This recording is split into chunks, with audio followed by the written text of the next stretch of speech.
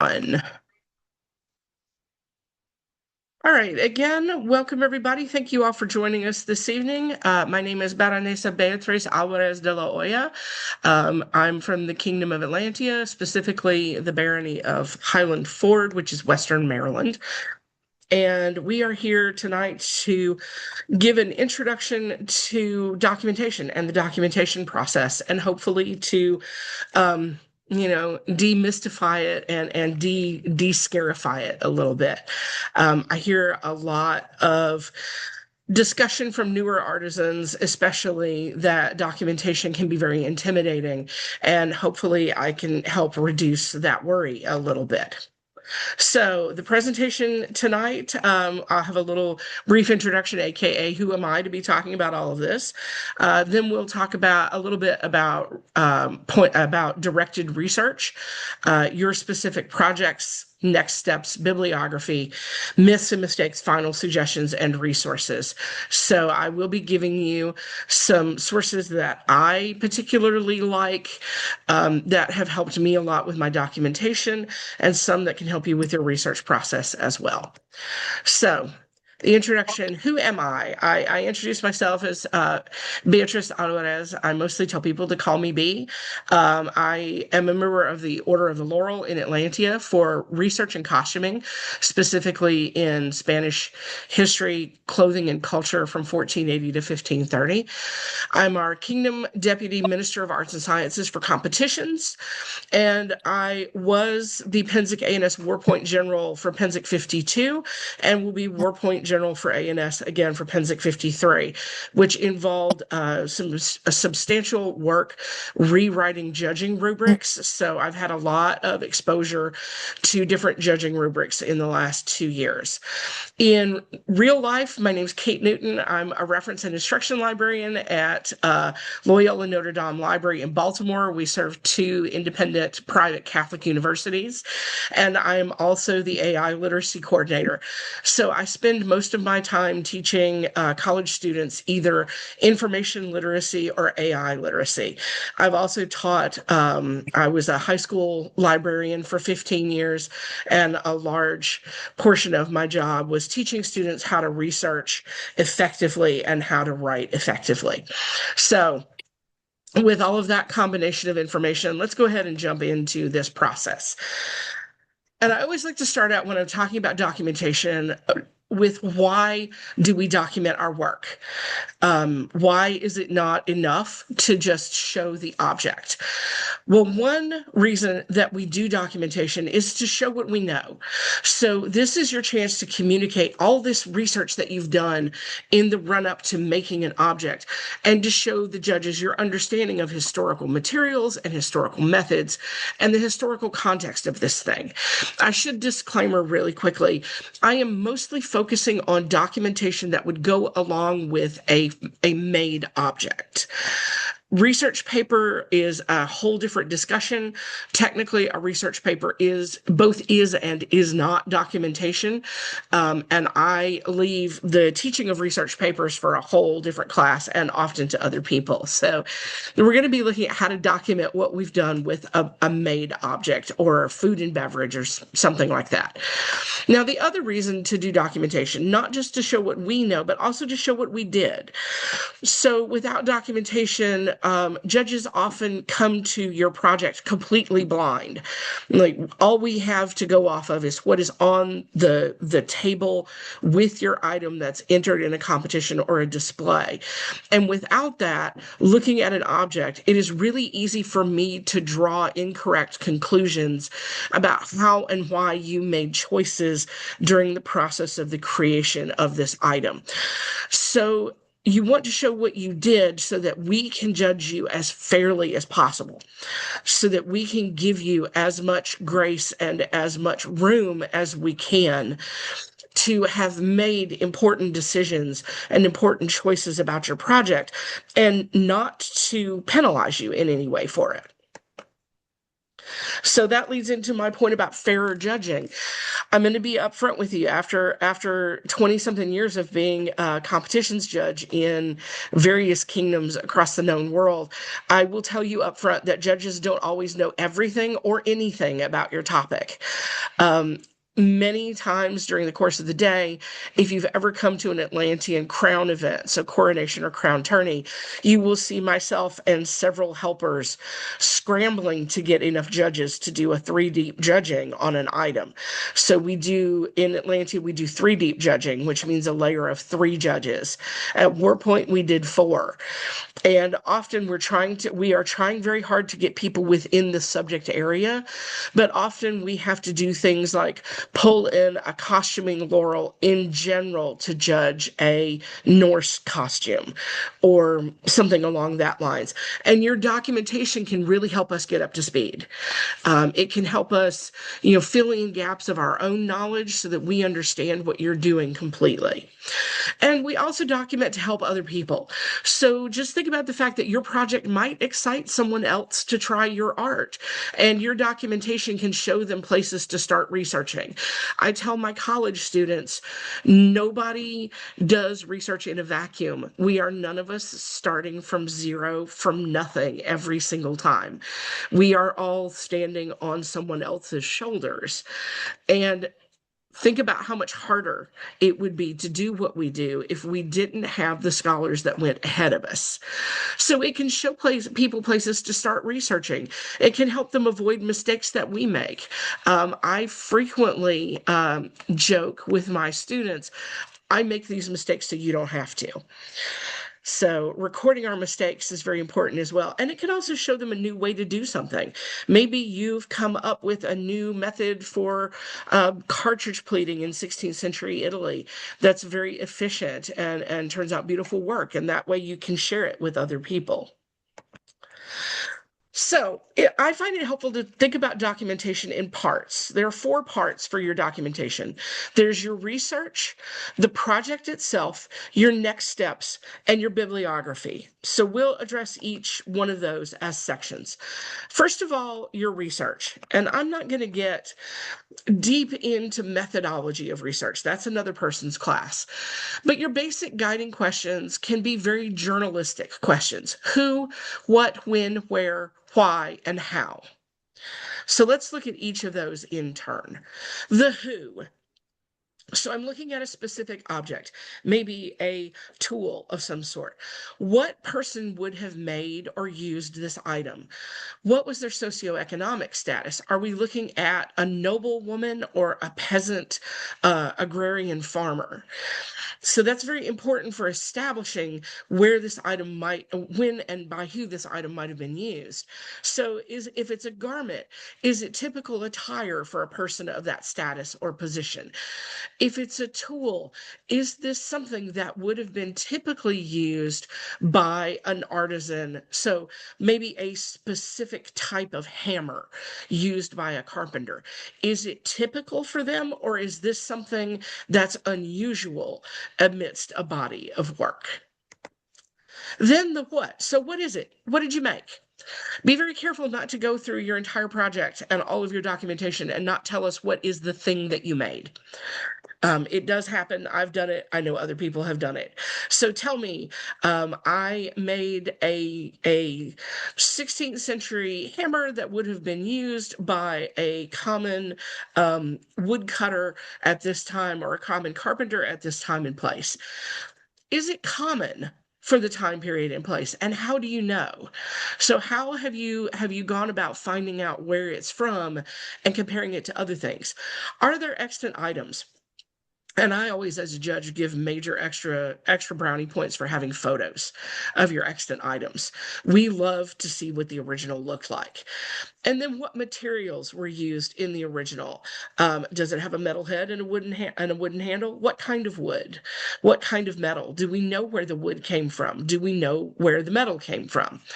So you can see how each of these questions becomes a branching path that you can then follow to more questions and answers. When is also very important. One of the most common errors that I see in the SCA is finding out information about a thing and then extrapolating it to all time. So saying, hot pink headdresses were popular in the Ottoman Empire in the 14th century, therefore their period, therefore I can wear them as a third century Irish woman. We will talk more about that in our myths and mistakes section, but this is where the when becomes very, very important. You should at least have a century to peg things to. If you can peg it to a year, that is fantastic, or a small span of years. That's the best, is to get it as narrow as you can. And then tell us a little bit about the historic context. So what is happening in that area at the time that this item exists? I do another class on the Visigothic horde of Guadalazar in Spain, and it's very important to know that this horde of precious items from a church was buried sometime around the Moorish invasion of the Iberian Empire. And that helps to ask a question about why an enormous amount of gold cathedral decoration is found in this hole in a farmer's field outside a city. So, what's happening? What are our major events of note and our major people at play? Where is another big one. So tell me the country and region of origin of your thing. Is this thing specific to a certain place? So maybe it's a garment that we only ever see in Barcelona, or we only ever see it in Paris, or a pair of shoes that are very specific to a certain alpine region at a particular time. And if you're referencing an extant object, is it from a specific place? So tell us as much as you can about your extant as well as about your own item. And then why? What was it used for? What was its purpose? If it's a religious article, what sort of ritual was it used in? Do we know? And how do we know? And then the big why that I'm always interested in as a judge, why did you want to make it? Why is it interesting to you? Why is this something that you have been willing to spend 100 or so hours recreating? I love to hear the story behind the interest as part of that documentation.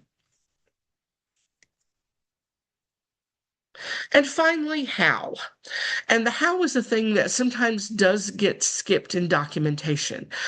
I want to know that you understand what materials would have been used in period, what tools would have been used to create the thing in period, and what was the process that they used in period. So tell me as much as you know about how they would have created this thing. So those are our starter questions. And then some tips and tricks when you're dealing with going from your research to a documentation piece. My biggest one is write the research section first. So write out your documentation even before you make the thing, if you can, because then I find it a lot easier to focus on the process of making the thing. And also I'm more able to notice information if I left it out or forgot it. I especially love to see process photos of an item, so the procedure for making it. And for me, it's much easier to do that kind of photography if I've written everything first and I'm just sort of dropping pictures in, because then I can go back through as I'm actually doing the item and cross-check my writing and say, oh shoot, I left out a whole section on how to nail on the sole of this shoe. I just skipped right over it. Another tip, if you're referencing extant items, include photos either in the documentation itself or in an appendix at the back. We really like to be able to look at what you're recreating. And use footnotes or endnotes so your judges can find info as easily as possible. Myself, and we'll talk a little more about citation in a little bit, I prefer footnotes because then I don't have my reader flipping back and forth through my documentation as they're trying to read it. Again, as a longtime judge, competition environment and display environment can make it very difficult to focus.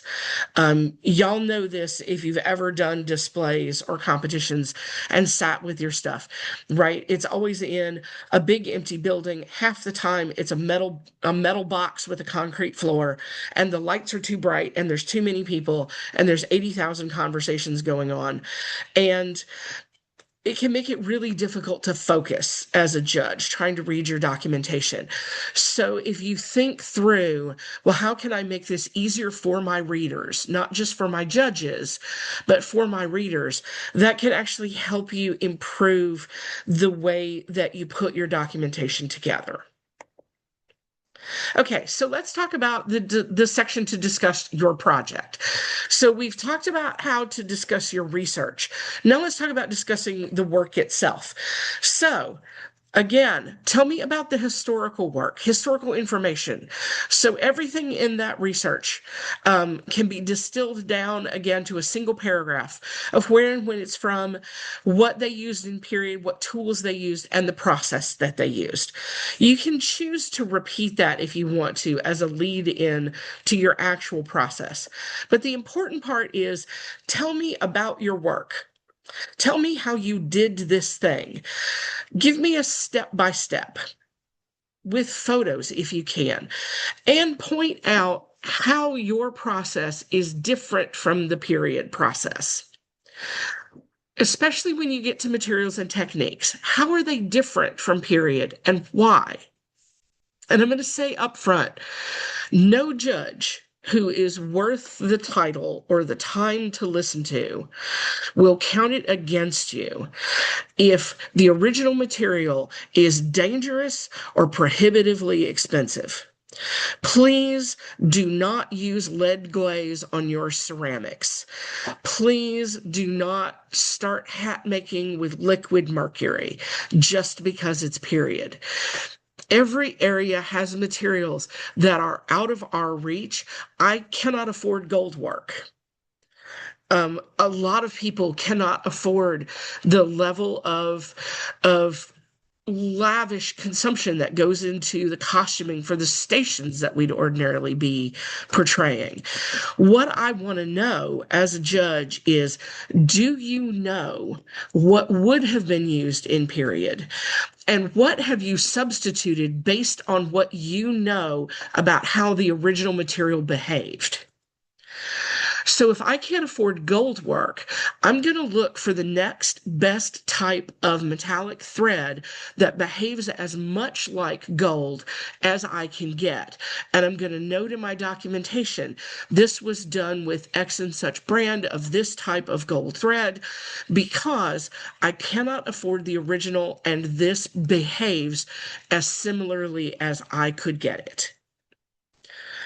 And this goes for all areas, food and beverage. There are ingredients we're not going to be able to get. There are also ingredients that you're not going to want people to eat much of. Like, don't use nutmeg in enormous quantities.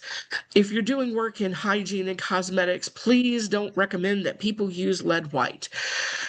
Get as close as you can and explain the choices that you made. We do not want you to put your life or your finances in danger for a hobby. Okay. And honestly, if you ever run across a judge who does ding you for that, you should have a discussion with the competition organizer about that judging process. So some tips and tricks, like I said, explain your choices. The judges want to know that you understand period methods and that your choices to deviate from them are informed and purposeful. So why did I do it and how did that work out? Again, and I keep hammering on this so much because people forget, safety and expense reasons are valid. No reasonable person expects you to endanger or bankrupt yourself to recreate any item. Full stop. Please do not. But above all else, take us with you on this journey that you've had to create an item. We want to follow you along. We want to understand how you did what you did. I think the coolest part of every event is going and looking at all this amazing stuff that people do and getting to understand how they did it and what motivates them to do these things. Okay, so next steps. I find next steps to be really valuable as both a judge and a researcher. So, next steps, AKA room for improvement. So, when the whole process is said and done with, and you've done your research and you've created the item, tell me what you learned from this experience. Tell me what your challenges were, what your problems were. Where did this project absolutely go pear-shaped? And how did you fix it? Did you fix it? Were you able to fix it? If you came up with a really clever solution, tell me about it because I want to know that too, because that tells me that you're learning from your process and you're going to be able to apply that improvement and that learning to the next iteration of this project. So, what would you do differently next time? Well, I used rabbit hide glue on this piece of leather and it was really awesome, but rabbit hide glue really got my cat's attention and my cat ate it before I got to the display. And maybe that's a mistake. Um, and perhaps instead of using a hide glue that's going to attract every cat in the house to come and chew on my project, I'm going to use a different type of adhesive, or I'm going to put it away, or I'll use a different type of leather, etc. So we like to see your mistakes so that we don't repeat them ourselves. So, some tips and tricks. Just keep in mind that among the folks who are judging you in a display or a competition are going to be people who are watching your progress in the arts. And this is not to scare anybody. This is a reality that grant level and peerage level artisans are watching folks when they enter competitions. And your next step plans show growth, that you've learned from the process and you know how to improve for next time. Quite often, what we're looking for, especially at certain levels of competition, I, as a Laurel at a kingdom level competition, am looking at your ability to execute a project over a certain amount of time. So, can they plan? Can they execute? Can they reflect and iterate? So, can they take feedback on board? Can they do their own feedback? And how will they incorporate that next time? Also, mentioning problems opens the door for help. So if you have a laurel in your subject area, or even somebody who knows a laurel in your subject area, that can be a great way to network with people. It's also really useful in that your judges might be able to suggest a solution to a problem. So maybe you came up with a really awesome solution and they're like, that's fantastic. I didn't think of that. When I had this problem, I tried this other method. So now you have two solutions in your toolbox instead of just one. They can also give you directions for helpful research. Personally, when I'm judging, I try to not walk away from a judging sheet without suggesting a book or a website or a person that they might contact in order to get more information or just to geek with. Hey, you're really interested in agriculture and agriculture's impact on food supply. I know somebody who would be a great person for you to talk to. Here's their name, here's their email address. Get a hold of them, they'd love to talk to you. It can also save you a lot of time. So if you run into a situation where you have a problem and you don't really know how to fix it, the judge could give you a possible solution. It also saves time in that judges will already know you know how to fix those problems. So we're not going to ask you if you know how to fix the problem that you've had if you've already told us. So it can really make the judging process a little more efficient. It will make y'all feel a lot better because sometimes we can occasionally miss stuff when we're reading, but if it's right there, you can say, oh yeah, on page 5, I said right here, this is where I said I have a solution. Okay, awesome. We can skip talking about that. Okay, now let's talk about the bibliography. So, most frequently, when I hear that people are intimidated by documentation, it's either length issues or citation issues. People get very worried about how to list their sources. So, your bibliography, aka if you're an academic, your works cited. What we want from you is to list your sources, both online and in print. I think generally nearly every judge I know, we do not care what format you use. There are 80 bajillion citation formats existent in the world. Two of the most common ones are MLA and APA.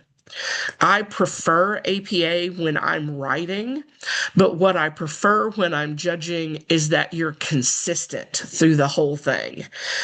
And please at least list an author, a title, a date of publication, and the location where you found the information. So either the URL of a website, the international standard book number of the book that you're using, and you can find that if you open the book to the cover page, there's usually a title page inside. When you flip it over, your publication information is going to be on the back of that page, and it's either a 10 or a 13-digit number, and in the US it starts with 978. That's your international standard book number. And a DOI is effectively the same thing for an article. It usually starts with doi.org slash and then an identifier number. But what that does is lets us go directly to where those items live, where you found them. And it helps us look up your sources. It helps us help other scholars find your sources. But as long as you have those things and you write them out consistently, I'm not going to ding you for not using a formal academic format, honestly. I just want to know that you're giving credit to the folks who came before you. So, tips and tricks. Track your sources as you go so you don't have to find them later. You can do that in something as simple as a Word document or a handwritten list. You can use free online tools like Zotero, which I love for tracking citations and writing out your citations. But what you don't want to do is write your whole research paper and then realize that you need a quote from something and you don't know where it came from because you wrote the quote down, but not the book that you got it out of. Or there were a whole bunch of photos out of one book and you don't remember which one it was. Or worse still, you read a book and you thought you wouldn't need it, but then you do, and now you have no idea what it was. So track them as you go. It's going to make it a lot easier to get through your writing. If you use online sources, list the URL, or preferably, if you can get it, a stable URL or permalink. Things do move on the internet, and they also move within subscription databases. This is how you often end up getting a 404 error if you go back to look for something online. What you want to do is check and see if that item offers a stable or permalink. That is where it is permanently located, and it does not move from that spot unless it's completely deleted. And again, the format of your citations doesn't matter. Consistency does. I want to see information. I want to know that you credit your sources, and I just want to be able to read it quickly at a glance. I'm not going to grade you on periods and commas. Okay, so let's talk about some myths and mistakes that I often see. So, first mistake. It can be a big one, and we refer to it as stunt documentation. And it goes something like this. So I make a Viking outfit from modern Chinese brocade because I think it's pretty. And it comes in lots of colors. It has dragons on it, and I like it. It's cool. So I want to enter this in an A&S competition. And I am spending hours looking for any kind of evidence anywhere that the Vikings had any kind of brocade for any purpose whatsoever. I find one piece of brocade in a burial. It's not on clothing, but it is brocade. It's also not Chinese, but it is brocade. So I use that, and I don't understand why the judges marked me down for that, because it's brocade and it's brocade. So your best practices, you should build the habit of researching first and then creating the item based on the information you gather, instead of trying to work the other way.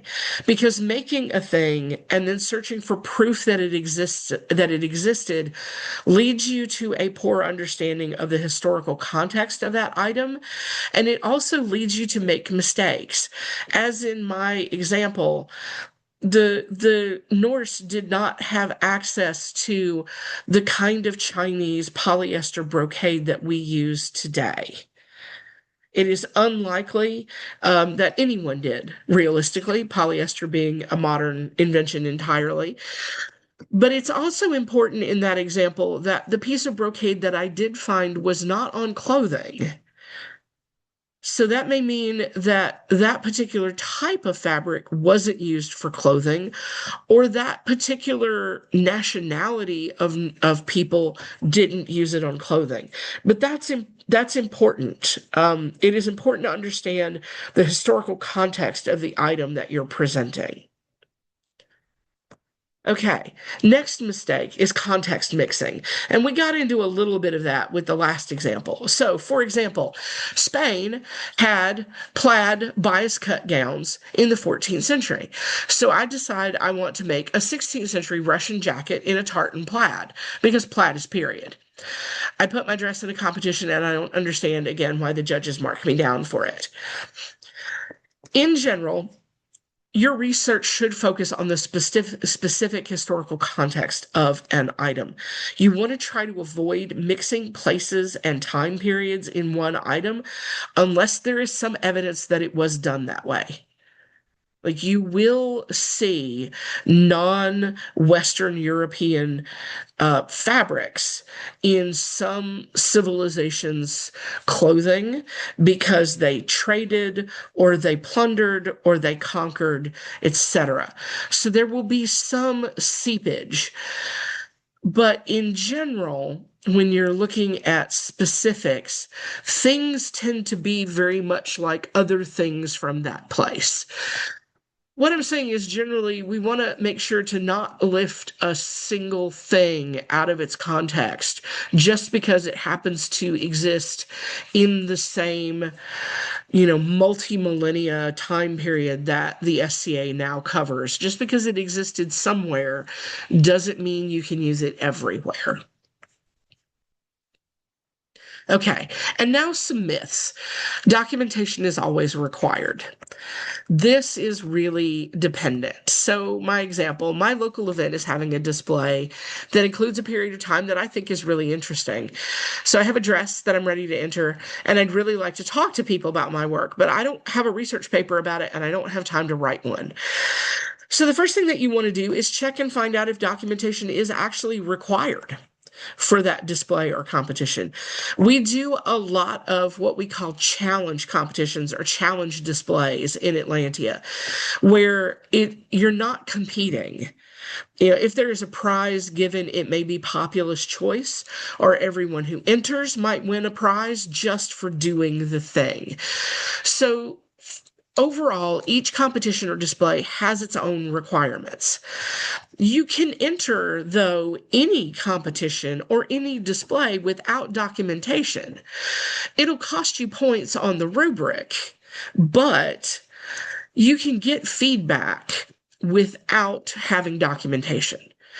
And often you'll find competitions. For example, as part of my office, I run Cultura Atlantia and Tempore Atlantia.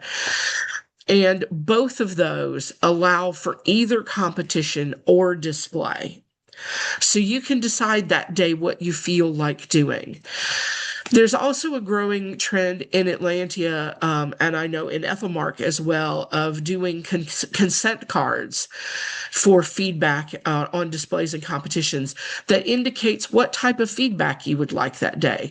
So if it's on a display and I would like feedback, but I would really just like constructive feedback, I can indicate that. Or really, if I'm having a day where just tell me it's pretty and stop pointing at the problems, I can also indicate that. Or if I don't want feedback at all, I can indicate that. So documentation is not always going to be required for everything that you're going to do. And all of this conversation that we've been having, I've been talking about documentation for competition or display. Those are very specific situations. You do not have to write a research paper, level documentation for every item you make. What we assume as a peer, and I'll let a little thing that we look for is that if I want to talk to you about your item, you can tell me something about it on the spot. Which brings me to some of my other myths. Documentation has to be a master's thesis. I'm not sure how many people in the room have done a master's thesis. I've done one. My master's thesis was 185 pages. Um, Nobody in the SCA expects that. That is not required. That is above and beyond. You are doing some amazing research. And if you love to write research, by all means, do 120 pages. We will be very impressed by it. Please put an executive summary on the front for those of us who don't have a huge amount of time to read 120 pages. But also expect that I will then say, I've read your summary. I'm really interested in the rest of this. How can I get a hold of you to get a copy? So, but it does not have to be a master's thesis. So, my example, I want to enter my dress in a competition. We're still on our new dress, but I still haven't written that research paper from the last time. Everybody tells me I need to have a lot of research, pages and pages and pages, and I'm worried that short documentation is bad.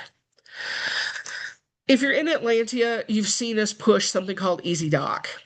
And EasyDoc is an index card sized documentation that asks for just the barest outline of what your item is, what your sources are, where it came from, etc. Unless your project itself is a research paper or is the culmination of an enormous amount of research, it doesn't have to be long. I have accepted documentation that was a bullet point 3x5 card. It can be that short. You can use bullet points. You can write out step-by-step instructions, any writing format that works. And while I'm saying writing format, the last myth, documentation has to be written. Documentation does not have to be written.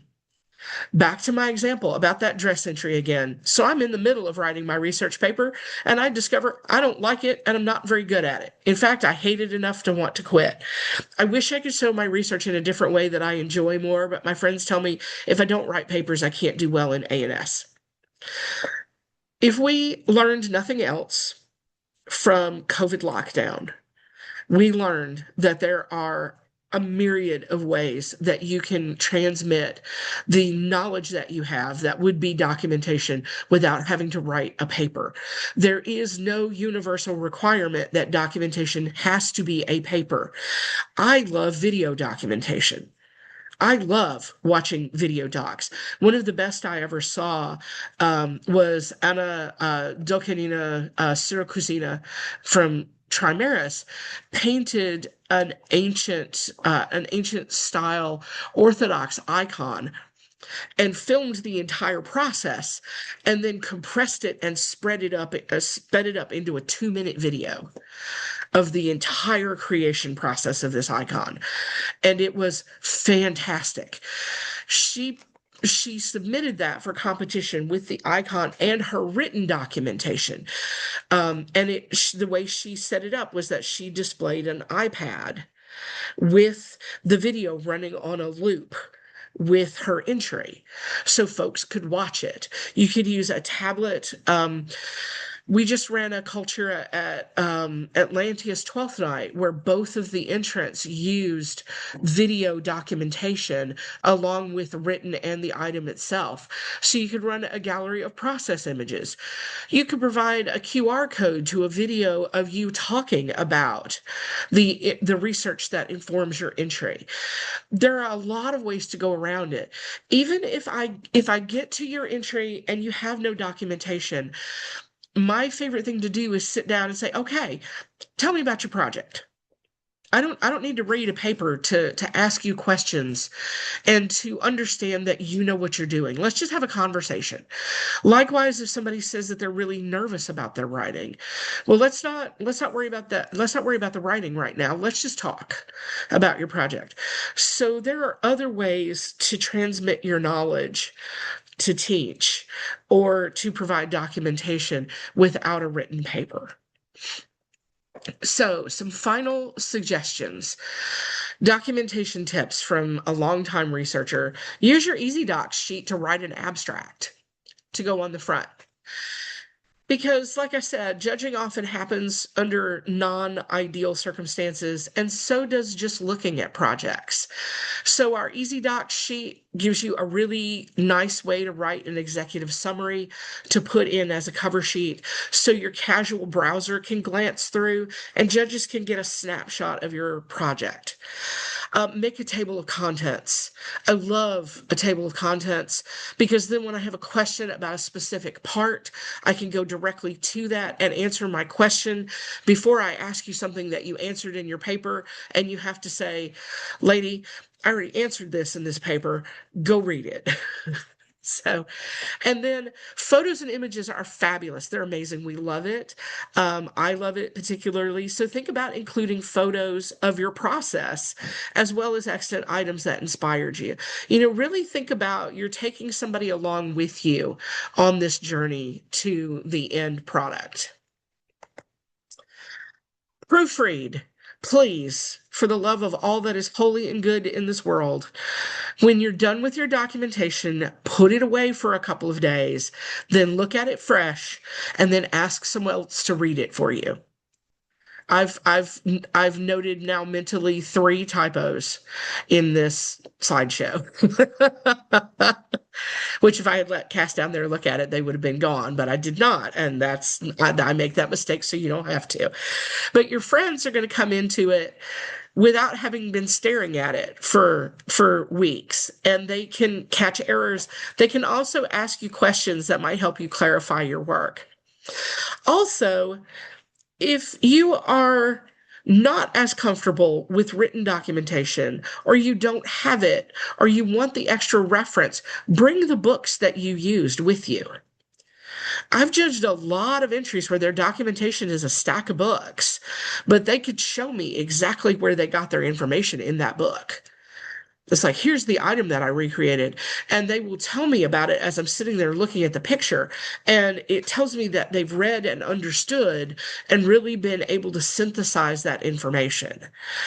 So books are a really good way to get your information across. And then let's talk just a framework about judging. Judging can be really intimidating. One thing that I didn't put in here that's going to now make it into the recording and that I want you guys to absorb is that most of the time when you are competing in the SCA or in Atlantia and Ethelmark specifically, those are the 2 that I know the best at this point, it is you against the rubric. It is not you against everyone else in the room, especially in a situation where the theme of the competition is not to make a specific type of item. Now, you might encounter a competition like one that I put on over the pandemic, which is, I recreate a piece of 16th century Italian underwear. So everybody got judged against each other because it was underwear. It was fairly comparable. But normally you are looking at the kingdom judging rubric and you are trying to achieve the highest level that you can. The way that we determine winners is that we then take the rubric numbers, so your final score, and we compare those. So it's basically when we're doing competition, the competition is who fulfills the remit of the rubric the most completely. But looking at it as it is me against this mastery scale can, I think, help make it less intimidating. But that means that rubric also functions as a guideline for what you should be doing with your project and your documentation. Now, some more about judging. Know what you want to get out of it going in. If you only want written feedback, if you don't want to talk to your judge, put that on your paper somewhere and then go away. And don't be there when the judging happens. If you're more interested in verbal feedback, tell us. We are always really happy to tailor these experiences as long as you let us know what you want. So if you are worried about your written documentation and are like, I would like to sit down and have a conversation with my judge instead. Awesome. I would love to do that. I would love to do that more often. We just need to know that. So know your criteria, and this falls into that idea of competing against your rubric. So check your Kingdom Minister of Arts and Sciences website or the competition website or their Facebook entry, or contact the person who's running the competition to find out what the judging criteria is. Ask them for a copy of the rubric and read it over. These documents are not state secrets. We're not supposed to be holding them back so that you can't get a hold of them. It's not a surprise, and it's not supposed to be a guess what I'm thinking, guess what I want. Oh, wrong. We want you to succeed. The purpose of the judges is to help you improve and grow. And then you can ask someone to pre-vet your rubric results after the judging is over. And I've also done this for a lot of, especially my own students. So if you have anxiety about reading the comments, or you're just not comfortable, or you're not ready, or you read them and it's like, I feel like these comments are unnecessarily harsh and maybe not at all useful, ask someone to look over it for you. Most peers and other experienced A&S competitors will be happy to read it to you. I have gone so far with some of my students as to read it and say, well, here is the useful feedback that you've received, and the rest of this is not helpful. So I'm going to keep this until you're ready to read the rest of it. And you just take away what you need. Now, even if you don't want someone to pre-vet it for you, if you're perfectly fine reading the whole thing, my overarching suggestion with feedback is take what you need and leave the rest. If it's painfully obvious that someone didn't read your documentation and thus they didn't get it, realistically obvious, don't take that away with you. If somebody says, this was too long, I didn't read it, maybe you don't need their opinion. If all they have are negative comments for you and no positive suggestions or constructive criticism or suggestions for how to improve, maybe you don't need that feedback right then. That's something that you get to decide. Also, I tend to throw out when we do something called back reading for Warpoint and for the Kingdom competitions, where we have people that go through and read all of the commentary before we let the competitors see it. And if people are unnecessarily harsh or unhelpful, we will ask them to rewrite their comments or sometimes throw it out. Because this is ugly and I don't like it is not a comment that anyone should receive on judging. It's not about our subjective opinion. It's about how well you match the rubric.